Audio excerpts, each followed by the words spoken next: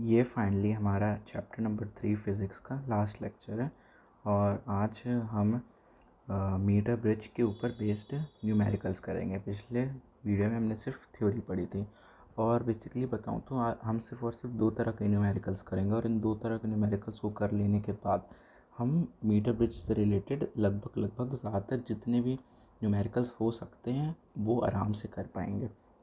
ठीक है, तो सिर्फ आज दो ही न्यूमेरिकल्स करते हैं, पर इन पे ध्यान आराम बहुत अच्छे से देना है क्योंकि इस टॉपिक के one of the most important numerical है।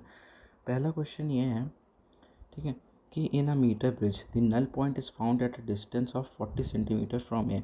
मतलब ऑब्वियस सी बात है, ये नल पॉइंट है, ठीक है, तो ए से यहाँ तक 40 सेंटीमीटर है। Okay, if a resistance of 12 ohm is connected in parallel with S. तो दिख रहा है ये एस है, यहाँ पे 12 ओहम का एक रेजिस्टर हमने कनेक्ट कर दिया पैरेलल में। और जब हम ऐसा कर रहे हैं, ठीक है, ये केस वन, ठीक है, मतलब ऐसा नल पॉइंट केस वन के लिए 40 सेंटीमीटर है जब हमने 12 ओहम का रेजिस्टेंस नहीं कनेक्ट किया हुआ है। पर जब हम केस टू में 12 ओहम का रेजिस्टेंस कनेक्ट कर दे रहे हैं, 12 ओहम का रेजिस्टेंस कनेक्ट करने के बाद नल पॉइंट 50 सेंटीमीटर हो जा रहा है। ठीक है, अब हमें आर और एस की वैल्यू बनानी है, बतानी है, डिटरमाइन करनी है। अब क्या होता है, ज़्यादातर क्वेश्चंस में कई बार ऐसा होता है बोर्ड्स में, ज़्यादातर तो डायग्राम्स प्री ड्रॉन आते हैं, पर ऐसा हो सकता है कई बार कि क्वेश्चन में डायग्राम ना हो तो हमें खुद बनाना पड़ेगा। तो क्या करते हैं, इसका हम खुद ही से डायग्राम बना के देखते हैं और देखते हैं कि ये आखिरकार बनेगा कैसे। तो बनेगा कुछ ऐसे। सबसे पहली चीज़ जो आएगी हमेशा वो तो वायर होगी ए बी। फोकस हो जाए यार, this is wire A B.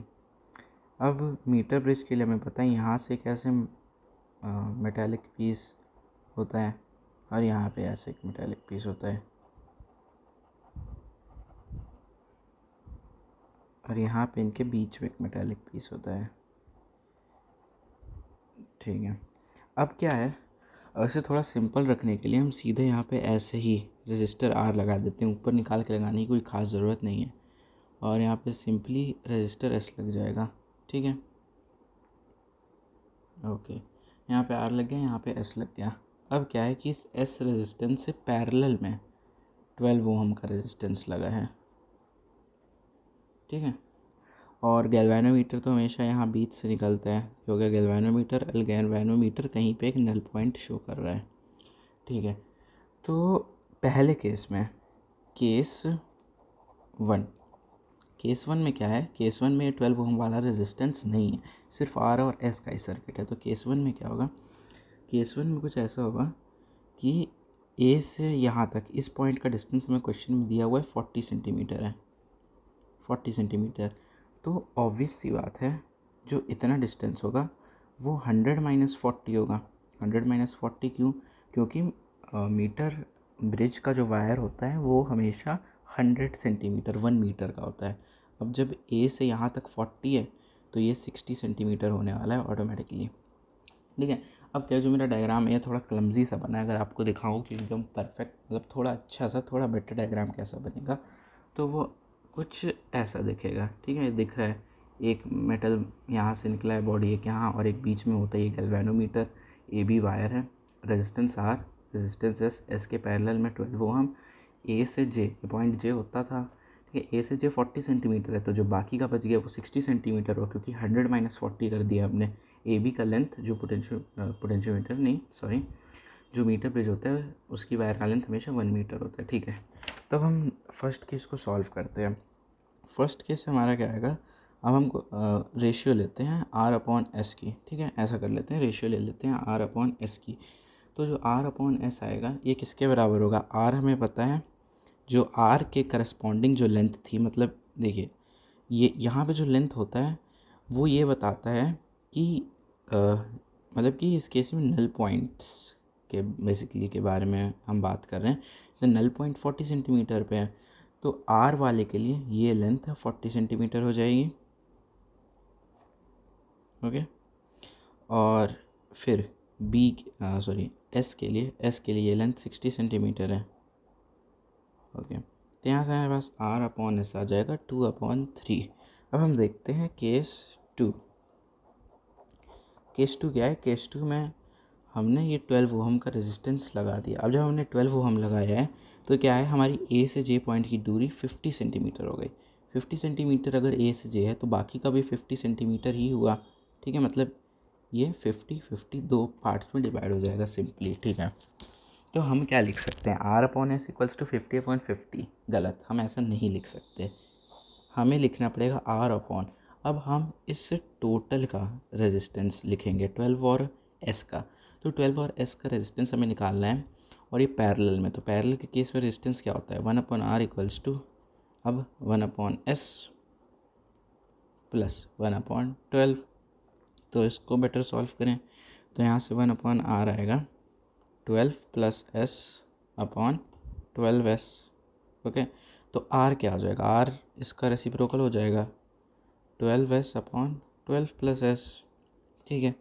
तो यहाँ पे अब हम s के जगह ये वाली वैल्यू लिखेंगे 12s upon 12 plus S, and this will be equal to, r के लिए लेंथ 50 थी, और नीचे और सेकंड ये जो s के साथ जो पैरेलल में लगा हुआ था उसके लिए भी लेंथ 50 ही आएगी।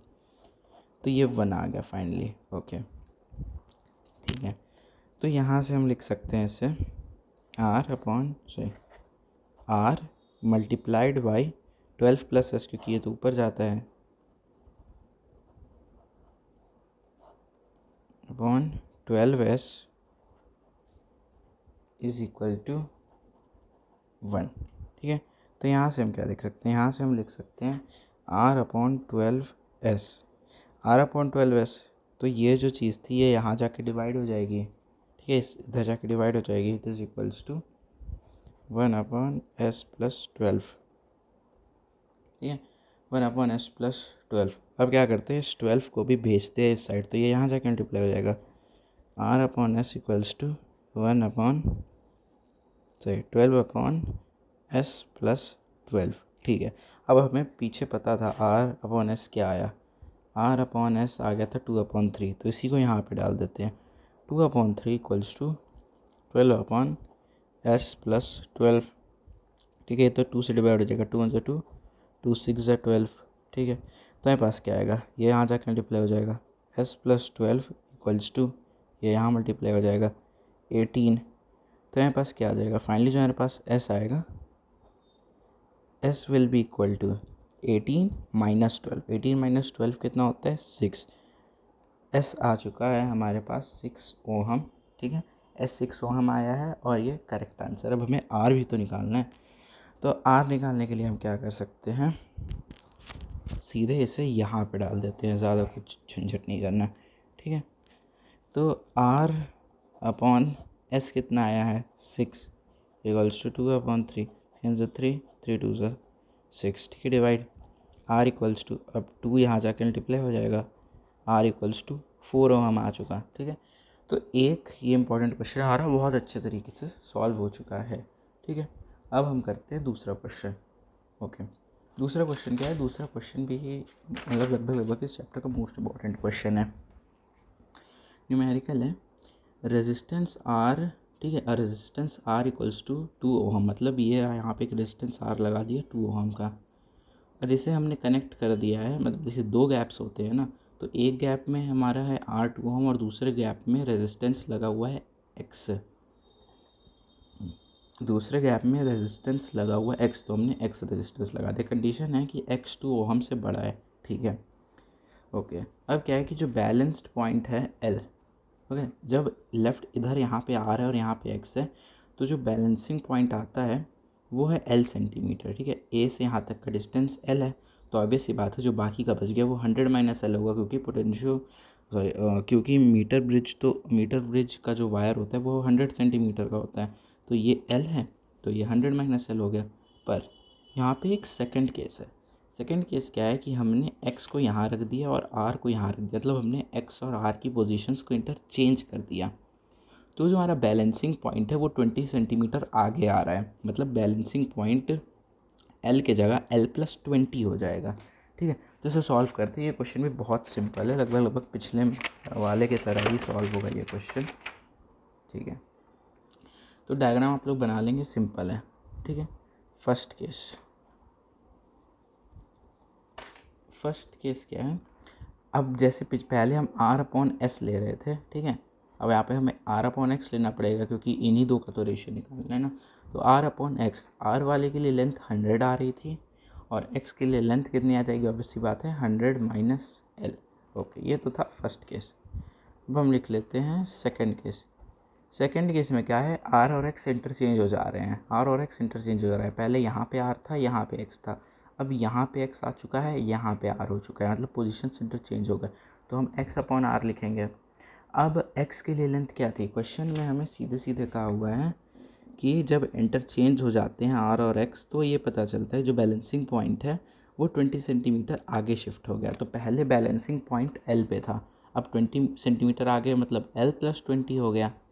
ठीक है, अब थोड़ी कॉमन सेंस वाली बात है, अगर ये पूरा का पूरा 100 है और इतना पोर्शन L+20 है तो ये पोर्शन कितना हुआ, ये पोर्शन हो जाएगा 100 माइनस L+20। ठीक है, तो यहाँ पे हम ये लिख देंगे 100 माइनस L+20। तो यहाँ से हमारा आ जाएगा X/R equals to L+20/100 minus L-20। तो X/R equals to L+20/80 minus L। ठीक है, ये X/R है। अब हम क्या कर देते हैं ना, इस पूरे को ही रेसिप्रोकल कर देते हैं, इसको भी रेसिप्रोकल, इसका भी रेसिप्रोकल। तो X/R को हम R/X लिखेंगे।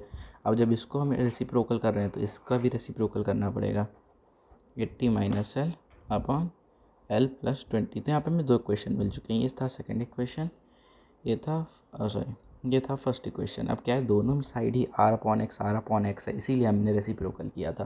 तो अब इन दोनों को हम इक्वेट कर सकते हैं। इक्वेट करने में हमें क्या मिलेगा, L/100 minus L equals to 80 minus L/L+20। ठीक है, ये तो यहाँ जाके मल्टीप्लाई होगा, this will become L² + 20L equals to, ये यहाँ जाके मल्टीप्लाई हो जाएगा, 100 minus L will be multiplied with 80 minus L।